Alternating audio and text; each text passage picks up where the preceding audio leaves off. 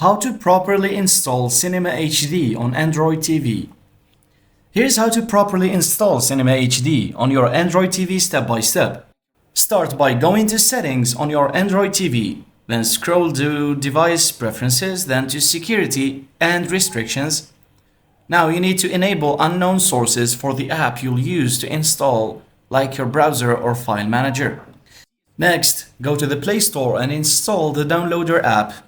Open it and in the URL box type cinemahd.app, then press Go. Once the website loads, scroll down and download the latest version of the Cinema HD APK. After downloading, you'll get a prompt. Click Install. If you see a security warning, return to Settings and double check that unknown sources are enabled. When the installation finishes, click Open. Cinema HD will launch.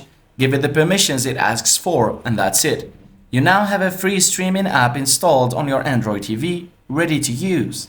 Thanks for watching this video.